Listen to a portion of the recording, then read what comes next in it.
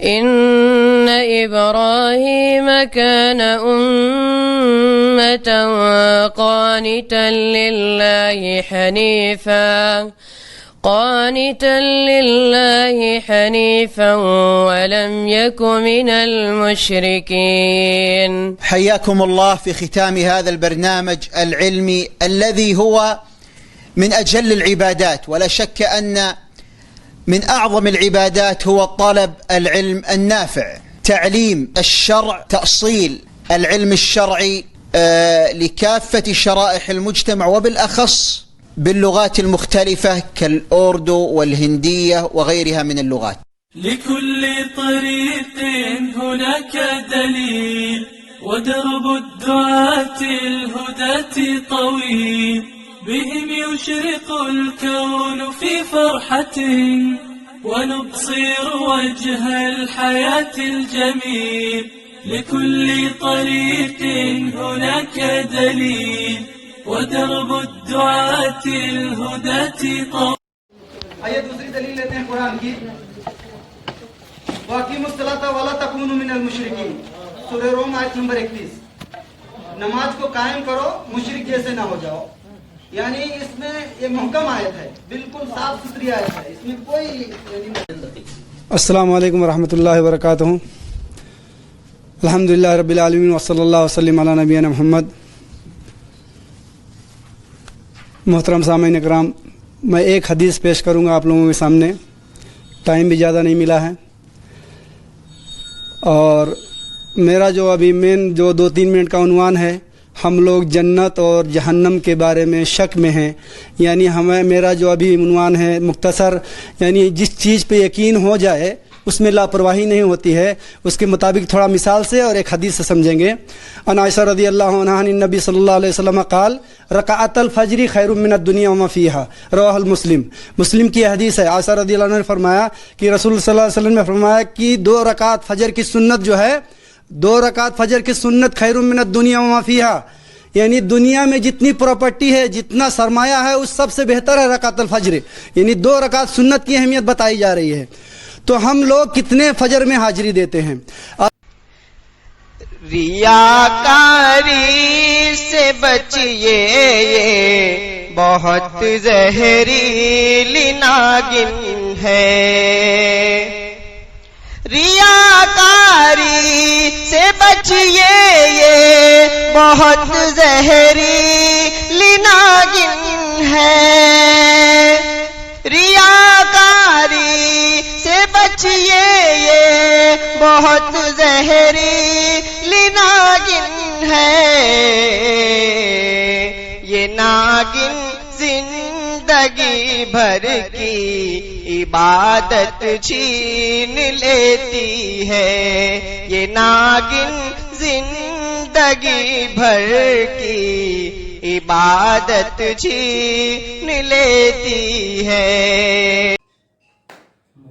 السلام علیکم ورحمۃ اللہ وبرکاتہ.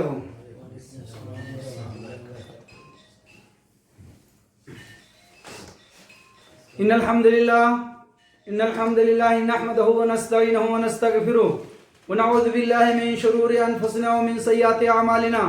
من يهده الله فلا مضل له ومن يضلل فلا هادي له، واشهد ان لا اله الا الله وحده لا شريك له، واشهد ان محمدا عبده ورسوله. اما بعد فان خير الحديث كتاب الله، وخير الهدي هدي محمد صلى الله عليه وسلم، وشر الامور محدثاتها وكل بدعة ضلالة.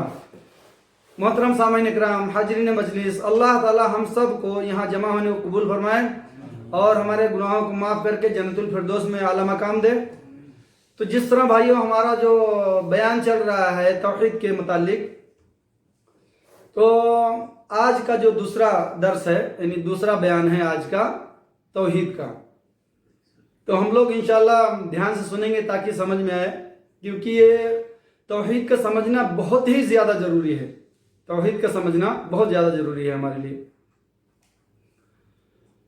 تو انشاءاللہ ہم لوگ یعنی دلیل کے مطابق آگے بڑھیں گے.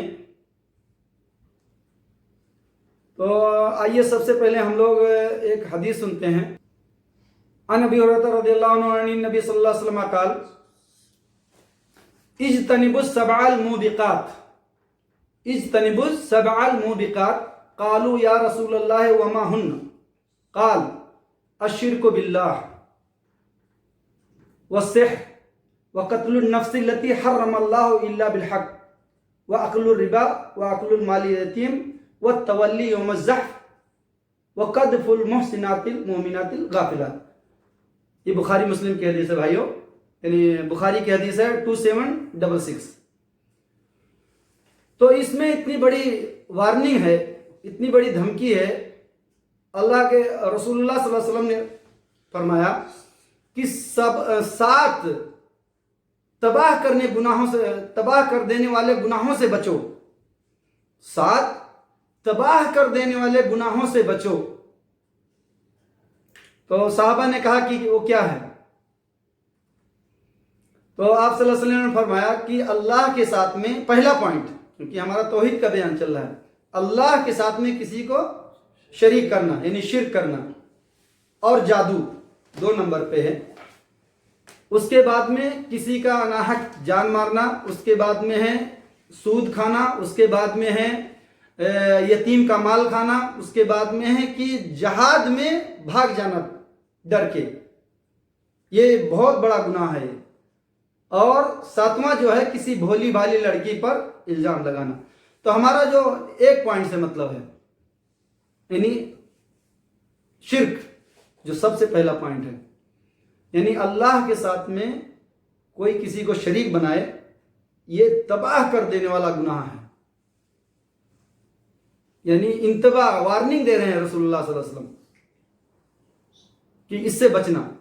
یعنی 7 گنائے ہوں لیکن ہمارا ایک آج کے بیان میں ایک ہی لینا ہے. تو شرک سے ہم لوگ بچیں، ورنہ ہمارے پورے گناہ ہیں، چاہے وہ انبیاء ہوں، رسول ہوں، ولی ہوں، پیر ہو، فقیر ہو، کوئی بھی بنی آدم ہو، جن انسان، سب کے اعمال برباد ہو جائیں گے. آئیے دوسری حدیث سنتے ہیں انشاءاللہ ہم لوگ.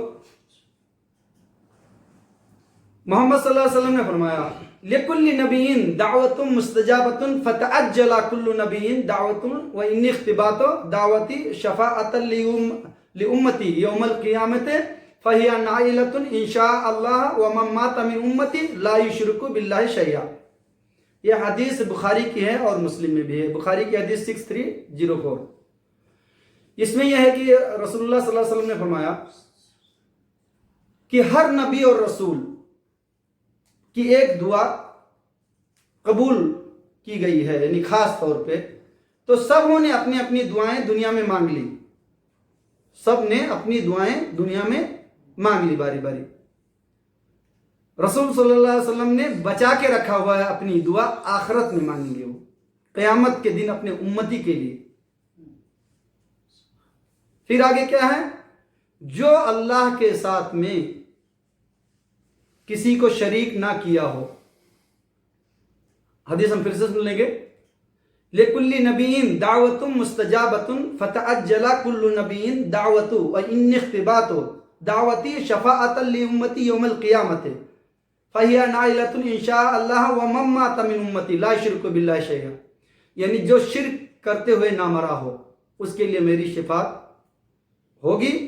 اور یعنی یہ جو آپ صلی اللہ علیہ وسلم نے یہ دعا جو دنیا میں مانگنا تھا، یہ بچا کے رکھے ہوئے ہیں آخرت کے لیے، اپنی امتی کے لیے. کتنے مہربان تھے اپنی امتی کے لیے، کتنا دعا کرتے تھے، رات رات کو روتے تھے اپنی امتی کے لیے. اور آخری یعنی وفات کا ٹائم ہے پھر بھی امت کا انہیں فکر ہے. تو دیکھیے یعنی ہمارے جان و مال اور ماں باپ بھی قربان ہوں ایسی شخصیت پر کہ اب دعا جو مانگنا تھا وہ ہمارے لیے بچا کے رکھے ہوئے ہیں قیامت کے دن. آئیے ایک حدیث اور سنیں گے ہم لوگ انشاءاللہ. یہ ابھی جو حدیثیں چل رہی ہیں یہ شرک کے ہے پورے، یعنی جو شرک کے بغیر مرا ہوگا اس کے لیے سب فائدہ کریں گے. من لقی اللہ لا یشرک بہ شیئا دخل الجنہ ومن لقیہ شیئا دخل النار. من لقی اللہ لا یشرک بہ شیئا دخل الجنہ ومن لقیہ یشرک بہ شیئا دخل النار. یہ مسلم کی حدیث ہے 270. اس میں شرک جو ہے یعنی یہ اللہ تعالیٰ کیا یعنی رسول صلی اللہ علیہ وسلم اس میں کیا کہہ رہے ہیں کہ جو میرے ساتھ اس حال میں ملے کہ کسی کو شریک نہ کیا ہو تو اس کی معافی ہو جائے گی، اور جو اس حال میں اللہ سے ملاقات کرے کہ اس نے کسی کے ساتھ شرک کیا ہو تو اس کے لیے کوئی چارہ نہیں۔ تو اس حدیث سے یہ پتہ چلا کہ شرک نہ کرنا جنت واجب کر دیتا ہے، اور شرک میں ملوث رہنا، شرک کرنا جہنم کو واجب کر دیتا ہے۔ اس حدیث سے یہ ہمیں معلوم پڑا کہ یا تو جنت واجب ہو جاتی ہے تو جہنم واجب ہو جاتا ہے۔ آئیے ایک حدیث اور سنیں گے انشاءاللہ ہم لوگ۔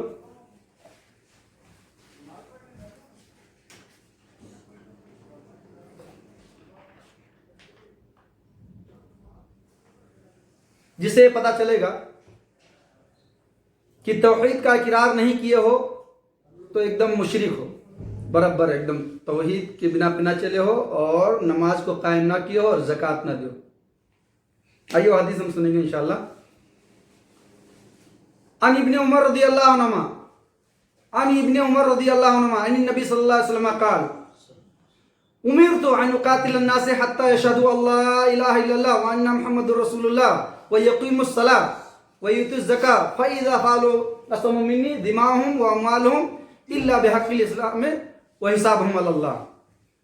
یہ بخاری کی حدیث ہے، حدیث نمبر 25 ہے اور مسلم میں بھی ہے۔ رسول اللہ صلی اللہ علیہ وسلم نے فرمایا کہ مجھے حکم دیا گیا ہے، مجھے حکم دیا گیا ہے کہ یہ کفار مشرکین یہ جب تک لا الہ الا اللہ کا اقرار نہ کر لیں، یعنی اللہ کے علاوہ کوئی حقیقی معبود نہیں، جب تک یہ گواہی نہ دے لیں، اور جب تک نماز نہ قائم کریں، اور جب تک زکوٰۃ نہ دیں، تب تک میں ان سے جہاد کروں، ان کے جان اور مال کو میں حلال سمجھوں، اور اگر گواہی دے دیا تو انہوں نے اپنا جان اور مال بچا لیا مجھ سے، ورنہ جب تک میں لڑتا رہوں گا جب تک یہ گواہی نہیں دوں۔ تو اس حدیث میں کتنی بڑی دھمکی ہے بھائیو۔ وَيُقِيمُوا الصَّلَاةَ وَيُؤْتُوا الزَّكَاةَ فَإِذَا فَعَلُوا عَصَمُوا مِنِّي دِمَاءَهُمْ وَأَمْوَالَهُمْ، یعنی سمجھ لو اگر یہ توحید کا اقرار کر لیے، نماز کو قائم کریں گے، زکوٰۃ دیں گے، تو سمجھ لو انہوں نے اپنا مال، یعنی اس میں کلیئر ہے دِمَاءَهُمْ وَأَمْوَالَهُمْ۔ بخاری مسلم کی حدیث ہے، بخاری کی حدیث 25 نمبر ہے 25۔ آئیے ایک حدیث اور ہم سنیں گے انشاءاللہ، بڑی پیاری پیاری حدیثیں بھائیو، اس پہ ہم غور کریں گے۔ یہ سب ایک دم اونچی اونچی کوالٹی کی کتاب کی یہ حدیثیں ہیں، یعنی جس میں کوئی شک شبہ نہیں رہتا ہے۔ آئیے ایک حدیث اور سنیں گے انشاءاللہ کہ ایک مکھی کے بنا پر، یعنی توحید کا فائدہ دیکھیے، ایک مکھی کے بنا پر ایک آدمی جنت میں جاتا ہے اور ایک آدمی جہنم میں۔ محمد صلی اللہ علیہ وسلم نے فرمایا دخل الجنت رجل فی ذباب ودخل النار رجل فی ذباب، یعنی ایک آدمی ایک مکھی کے بنا پہ، رسول صلی اللہ علیہ وسلم نے فرمایا کہ ایک مکھی کے بنا پہ ایک آدمی جہنم میں گیا اور ایک آدمی جنت میں گیا۔ یہ مسند احمد میں ملے گی یہ حدیث آپ کو، ٹھیک ہے؟ اور بڑے بڑے پائے کے علماء اس بیان کو اپنے تقریروں میں لا بھی چکے ہیں۔ حدیث نمبر تلاش کر رہا تھا، مل نہیں پایا، لیکن یہ مسند احمد میں آپ کو یہ پورا مل جائے گا انشاءاللہ، کہ دو لوگ جا رہے تھے تو کسی قوم کے ہاتھ لگ گئے، کسی قوم کے ہاتھ لگ گئے، تو ان کا یہ نیم تھا کہ ہم اپنے جب تک بت کے اوپر، یعنی گزرنے والا جب تک کچھ چڑھائے گا نہیں تب تک ہم نہیں چھوڑیں گے، تب تک ہم نہیں چھوڑیں گے۔ تو ان لوگوں نے کہا کہ ہمارے پاس تو کچھ نہیں ہے، تو ان لوگ کہہ رہے ہیں کہ نہیں، کچھ تو چڑھا کے جانا پڑے گا ہمارے بت کے اوپر، چاہے ایک مکھی کیوں نہ ہو، چاہے ایک مکھی کیوں نہ ہو، ٹھیک ہے؟ تو ایک نے مکھی کو چڑھا دیا، مکھی پکڑا، یعنی مکھی تو ہے، چڑھا دیتے ہیں، جان چھوٹ گئی۔ اس نے مکھی اس بت کے نام پہ چڑھایا اور وہ جہنم میں گیا۔ دوسرا آدمی کہا کہ مکھی بھی اللہ کی مخلوق ہے، میں نہیں چڑھاؤں گا، جو کرنا ہے کر لو. تو دوسرے شخص کو قتل کر دیا گیا، کیونکہ ایک مکھی بھی یعنی ذباب جو عربی میں لفظ ہے کہ یہ بھی اللہ کی مخلوق ہے، ہم نہیں ایسے کسی غیر اللہ کے نام پہ اس کو چڑھا سکتے ہیں، نہ ویسا مار سکتے ہیں. تو اس کو قتل کر دیے اور یہ جنت میں گیا. تو یہ توحید کا علم جب ہو جائے نا پختہ، تو پھر کچھ بھی پریشانی یعنی ہلکا سا لگتا ہے. کتنی بھی مصیبت ہو، کتنا بڑا بھی جلاد ہو، کوئی مشکل نہیں ہے. بس توحید کا پوائنٹ ہمارے دماغ میں گھس جائے. یعنی ڈر توحید میں یہ ہے کہ ڈر ہو صرف اللہ کے لیے اور کسی سے ڈر نہ ہو. لیکن ہمارے اندر تو کوٹ کوٹ کے بھرا ہوا ہے. پولیس والے سے ڈر، ڈاکو سے ڈر، چور سے ڈر، بیوی سے ڈر، بچوں سے ڈر. ہاں بھرا ہوا کہ نہیں بھرا ہوا ہے؟ لیکن اس توحید کے عنوان میں پڑھ رہا تھا کہ ڈر صرف ہونا چاہیے تو اللہ کے لیے، باقی ڈر کس کے لیے؟ جب کوئی نہ فائدہ دے سکتا ہے نہ نقصان دے سکتا ہے. کسی چیز سے، نہ بیماری سے ڈرنا ہے، نہ چوری سے ڈرنا ہے، نہ کوئی مار ڈالے گا جان سے، کسی چیز سے نہیں ڈرنا ہے. تو غیر اللہ سے ڈریں گے یہ بھی شرک میں آئے گا. آئیے ایک حدیث اور سنیں گے انشاءاللہ، بخاری کی ہے 6423.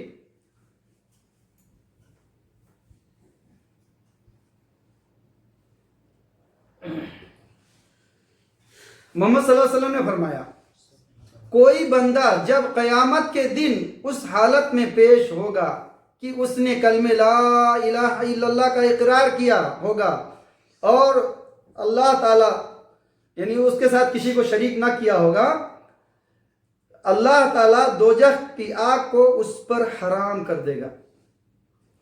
یعنی جو بھی بندہ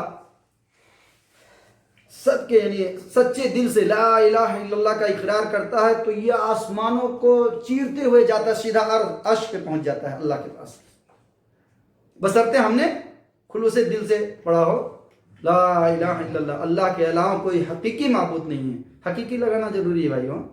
حقیقی معبود تو بہت ہیں. کیوں؟ وہ سورہ کافرون کیا ہے؟ اعوذ باللہ من الشیطان الرجیم قل یا ایھا الکافرون لا اعبد ما تعبدون. یعنی معبود تو بہت ہیں، تمہیں تمہارے دین مبارک ہو، یعنی معبود تو بہت ہیں. تو حقیقی معبود صرف اللہ ہیں.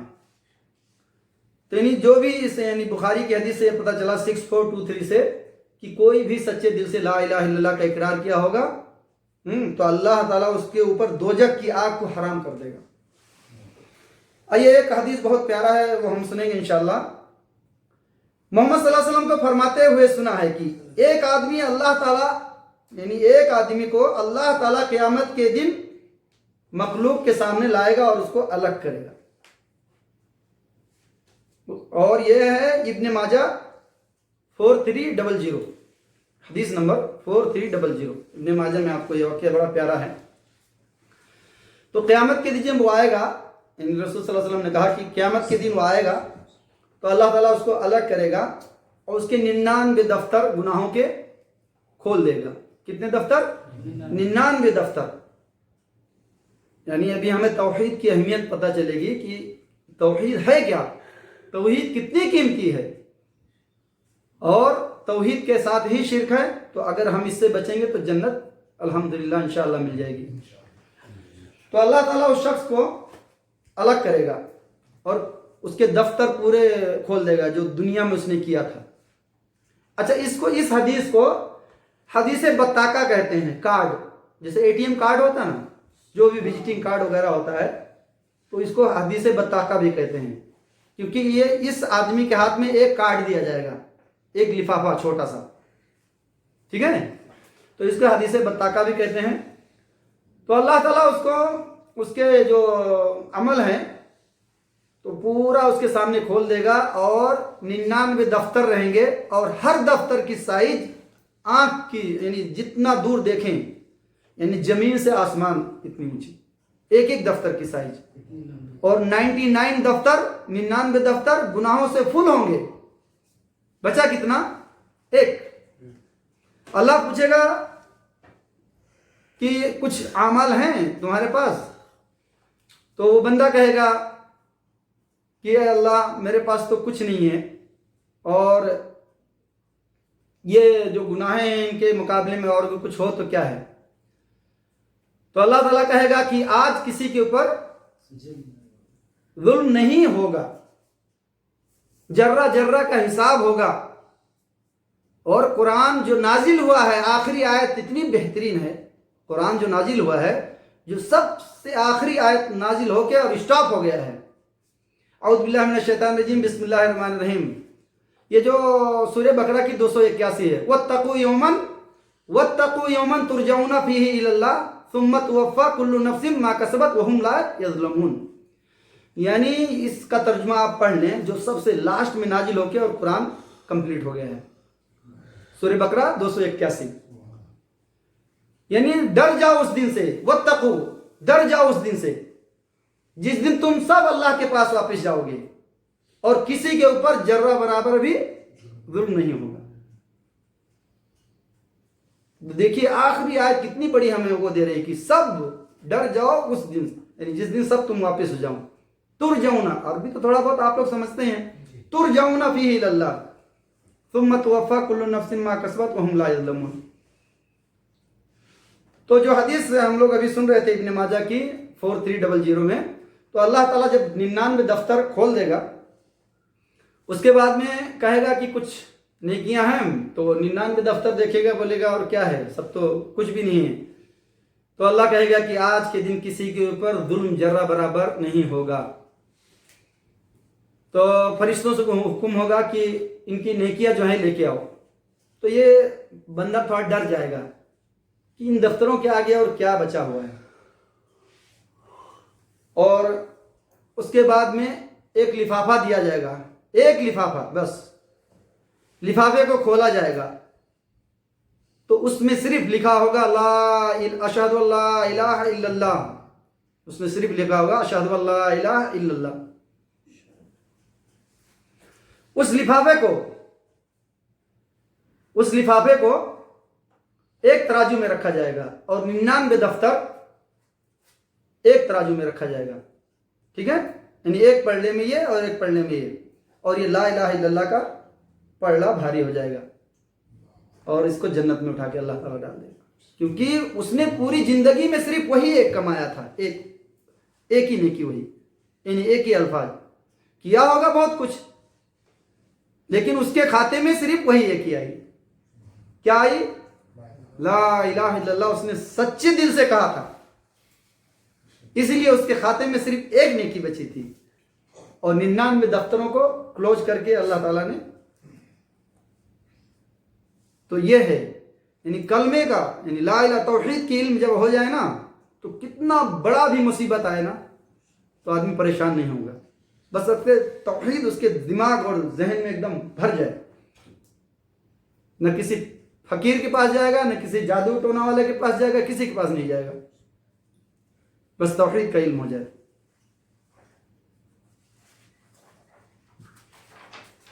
اور توحید کی اہمیت آگے ہم دیکھیں گے انشاءاللہ۔ کچھ صحابہ و صحابیات کے ذکر ہیں اس میں۔ بھائی اسی توحید نے اتنی مصیبت جھیلنے پہ مجبور کیا۔ سب سے پہلے بلال رضی اللہ عنہ امیہ بن خلف جمعی کے غلام تھے، انہیں مکے کے گلیوں میں گھسیٹا جاتا تھا، گرمی میں جانوروں میں باندھ باندھ کے گھسیٹا جاتا تھا، اور کہتے تھے احد احد احد، اللہ ایک ہے، یعنی جان چلی جائے لیکن دین سے نہیں مکرنا ہے۔ تو توحید اگر بیٹھ گیا دل میں، توحید بیٹھ گئی تھی نا دل میں، بھائی گھسیٹا جانا معمولی بات ہے کیا؟ دوسرے نمبر خباب بن ارتی رضی اللہ عنہ، دہکتے انگاروں پر انہیں لٹایا جاتا تھا، اوپر سے پتھر رکھا جاتا تھا، دہکتے انگاروں پر لٹایا جاتا تھا انہیں۔ کیا ان کے دل میں کیا گھس گئی تھی؟ کیا انہیں سمجھ میں آیا تھا؟ توحید، کہ اللہ کے ساتھ کسی کو شریک نہیں کرنا ہے، اور جو کچھ دیتا ہے اللہ ہی دیتا ہے، اور جب مرنا ہوگا، کوئی اس سے پہلے مار نہیں سکتا ہے. تو یہ ان کے ذہن میں، دماغ میں توحید کا علم گھس گیا تھا. دہکتے انگاروں پہ رکھ کے پتھر رکھا جاتا تھا. آئیے تیسرا نمبر دیکھیں گے. سمیہ رضی اللہ عنہ کو لوہے کی جنجیر میں باندھ کے، سب سے پہلے شہید ہونے والی خاتون، لوہے کی جنجیر میں باندھ کے اور انہیں پھاڑ دیا گیا ہے. آئیے چوتھا ایک اور واقعہ دیکھ لیں گے. حبیب بن زید رضی اللہ عنہ دوران سفر، یعنی دوران سفر میں تھے، جھوٹے مدعی نبوت مسلمہ کذاب کے ہاتھ لگ گئے. ان جھوٹا نبوت کا دعویٰ کرنے والے مسلمہ کذاب کے ہاتھ لگ گئے اور انہیں، یعنی حبیب بن زید رضی اللہ عنہ کو پکڑ لیا اور کہنے لگا کہ اپنے دین سے پھر جاؤ.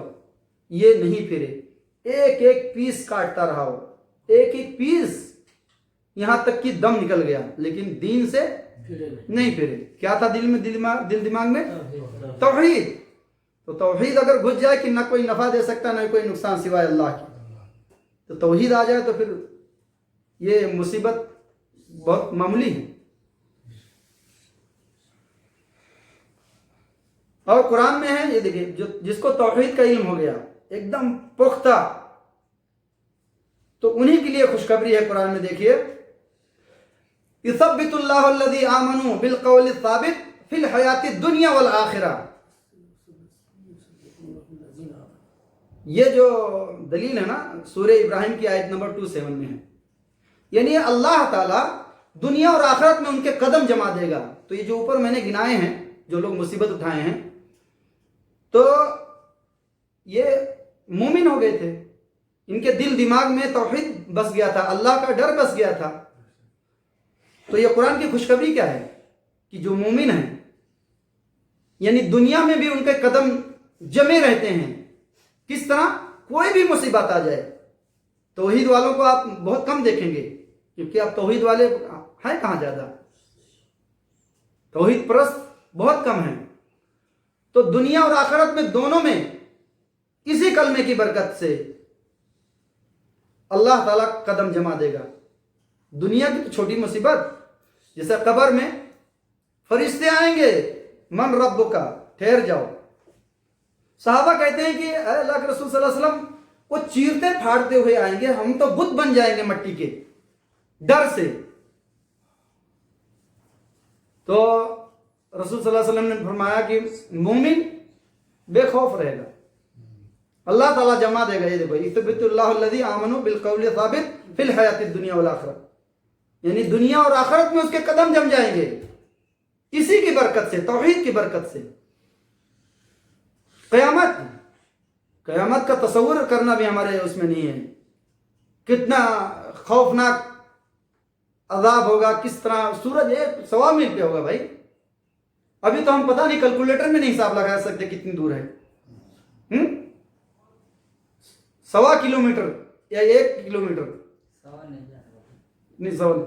تو اتنا نزدیک، ہم تو گل جائیں گے، لیکن مومن کے لیے کوئی مشکل نہیں ہے. جما دے گا اللہ تعالیٰ ان کی قدم، قبر میں بھی، دنیا میں بھی، آخرت میں بھی جم جائیں گے ان کے قدم. آئیے دیکھتے ہیں آگے، اور ایک حدیث ہے، انشاءاللہ سنیں گے 1 یا 2 بس، باقی پروگرام کل رکھیں گے. محمد صلی اللہ علیہ وسلم نے فرمایا کہ ان سے جہنمیوں میں سب سے ہلکا عذاب کس کو ہوگا. یعنی صحابہ نے سوال کیا کہ وہ دین کی مدد کرتے تھے، ابو طالب آپ کے چچا. تو آپ صلی اللہ علیہ وسلم نے فرمایا کہ سب سے کم ہلکا عذاب جو ہوگا وہ ابو طالب کو ہوگا. سب سے ہلکا عذاب، اور انہیں آگ کے جوتے پہنائے جائیں گے جس سے دماغ کھولے گا. یعنی سب سے ہلکا عذاب. عائشہ، یعنی دیکھیے، یہ توحید کا اقرار نہیں کیا، اس لیے جہنم میں جا رہے ہیں نا بھائی. اور پھر آخری وقت ابو طالب کا وفات کے ٹائم پہ رسول اللہ صلی اللہ علیہ وسلم کیا کہے؟ صرف کلمہ لا الہ الا اللہ کہے، میں سفارش کروں گا. اور کچھ تو یہی، یعنی مین یہ جو کہہ کے آدمی مرا تو اس کے لیے جنت واجب ہو جاتی ہے. جس کا آخری کلام ہو لا الہ الا اللہ، وہ جنت میں گیا۔ ایک حدیث لاسٹ سن لیں گے۔ اس حدیث سے ہمیں یہ پتہ چلتا ہے کہ نیک کام کرنا، یعنی غریبوں مسکینوں میں سب لٹانا کچھ کام آئے گا۔ دیکھتے ہیں عائشہ رضی اللہ عنہما سے روایت ہے کہ میں نے محمد صلی اللہ علیہ وسلم سے عرض کیا، ابن جدان، یہ عبداللہ بن جدان جو تھا، یہ مکے کا بہت رئیس تھا، اور یہ اتنا زیادہ حاجیوں کی خدمت کرتا تھا، اتنا مسکینوں کا کھانا کھلاتا تھا، اتنا زیادہ، یعنی پتہ نہیں 100 اونٹ جو 200 اونٹ بھرے ہوئے لدے ہوئے یعنی سوریا بھیجا دمشق۔ یعنی ابن جدان بہت خیرات کرتا تھا، بہت زیادہ، یعنی غریب مسکین فقیروں میں بہت زیادہ لٹاتا تھا، لوگوں کی خدمت کرتا تھا۔ تو عائشہ ہماری ماں جو پوچھ رہی ہیں، اور جواب دینے والا کون؟ محمد صلی اللہ علیہ وسلم۔ تو عائشہ رضی اللہ عنہ پوچھ رہے ہیں کہ ابن جدان کہاں جائے گا، اس کا کیا ہوگا؟ وہ تو بہت سخی اور بہت خیرات کرتا تھا۔ رسول اللہ صلی اللہ علیہ وسلم نے فرمایا، رد کیا، ابن جدان کا بیٹا زمانے جاہلیت میں صلہ رحمی بہت کرتا تھا۔ تو آپ صلی اللہ علیہ وسلم نے فرمایا کہ اس کے لیے تو کچھ نہیں ہے۔ اس حدیث میں ہے، یہ مسلم کی 518 میں، یعنی 51 جو ہے 518، اس میں جو ہے یعنی رسول اللہ صلی اللہ علیہ وسلم نے کہا کہ اس نے کبھی ایک بار بھی نہیں کہا کہ اے اللہ تو میری مدد کر، بس یہ الفاظ ہے اس میں۔ اس نے پوری لائف میں ایک بار بھی نہیں کہا کہ اے اللہ تو میری مدد کر، اے اللہ تو ہی کارساز ہے، اے اللہ تو ہی روزی دینے والا ہے، یعنی اللہ کو نہیں پکارا پوری زندگی میں، اور یعنی اپنا مال اتنا لٹایا، اتنا لوگوں کی خدمت کیا، تو اسے کچھ نہیں ملے گا، جہنم میں جائے گا۔ تو بھائیو، اس دلیل میں اور ہمارے جو پیش کیا ہوں ابھی کچھ قرآن کی اور حدیث کی، اس میں بھی جو کچھ اپ ڈاؤن ہو گیا ہے، تو یعنی الفاظ کی ادائیگی میں، تو اس سے اچھا کسی کو اگر دلیل ملتی ہے یعنی حدیث اور قرآن کی، تو اس پہ عمل کر لے، میری بھی اصلاح کر دے، اور الفاظ کی ادائیگی ہو جاتی ہے، کیونکہ کوئی بہت زیادہ بڑا ڈگری میں نہیں لیا ہوں، جو بھی اللہ کی توفیق سے میں پڑھائی کیا ہوں یہیں پہ، اور جو آپ لوگوں کے سامنے ہوں۔ بارک اللہ فیکم، جزاکم اللہ خیر، صلی اللہ علیہ وسلم علی نبینا محمد۔